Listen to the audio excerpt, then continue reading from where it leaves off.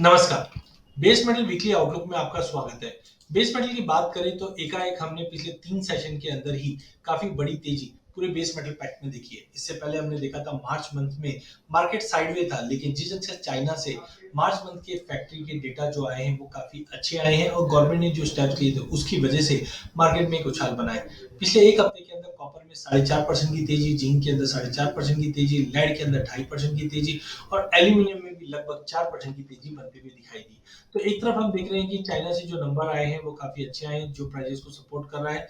दूसरी ओर individual commodity भी अपने आप को सपोर्ट कर रही है। तो सबसे पहले कॉपर की अगर बात करें तो स्ट्रॉन्गर देन एक्सपेक्टेड इकोनॉमिकल का डेटा जो आया है फैक्ट्री एक्टिविटीज का मार्च का या पीएमआई का, ये काफ़ी अच्छा आने की वजह से कॉपर को सपोर्ट मिला और $9,000 के ऊपर एलएमई पे भी निकल गया, जो 9280 से 9400 तक का लेवल दिखा सकता है, जो डोमेस्टिक मार्केट पे 800 का लेवल भी तोड़ने में झिझकेगा नहीं। इसके अलावा भी हमने देखा है कि लोअर सप्लाई मार्केट में बताई जा रही है, जहाँ पे चाइनीज कॉपर के स्मेल्टर्स ने कहीं ना कहीं आउटपुट कटौती की बात की है और साथ में ओर की सप्लाई में कमी आने की वजह से ये तेजी बनी है। कॉपर का जो आउटपुट है चिली के अंदर वैसे करीबन 10% के आसपास वाई ओ वाई फरवरी में बढ़ा जरूर था, लेकिन इन्वेंट्री जो अब तक बढ़ी हुई थी वो अब कम होना चालू हो चुकी है। डिस्काउंट जो है वो करीबन $115 के आसपास रहा था, जिसकी वजह से अब तक प्राइजेस चले नहीं थे, बट अब धीरे धीरे हम देख रहे हैं कि इसमें तेजी बन रही है।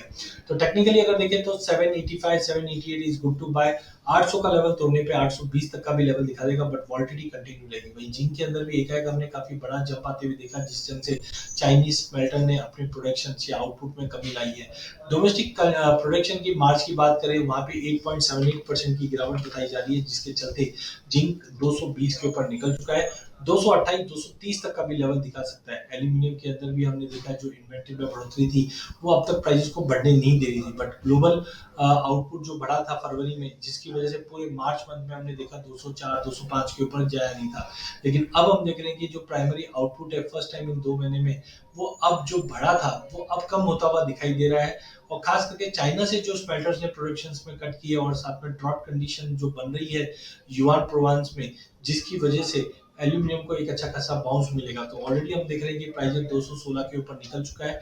टेक्निकली 212 213 के ऊपर जब तक होल्ड है, 220 का लेवल तोड़ के 236 तक के भी लेवल हम एल्यूमिनियम में देख पाएंगे। तो अगले 1 हफ्ते के लिए कॉपर, जिंक, एल्यूमिनियम, लेड चारों काउंटर में तेजी रहेगी, जहां पे कॉपर 800 के ऊपर 812 से 816 का लेवल, जिंक के अंदर 230 से 232 का लेवल, एल्यूमिनियम के अंदर करीबन 228 तक के लेवल हम देख पाएंगे। तो बाय ऑन ड्रॉप की रणनीति पूरे बेस मेटल पैक में बनाकर चलना चाहिए। धन्यवाद।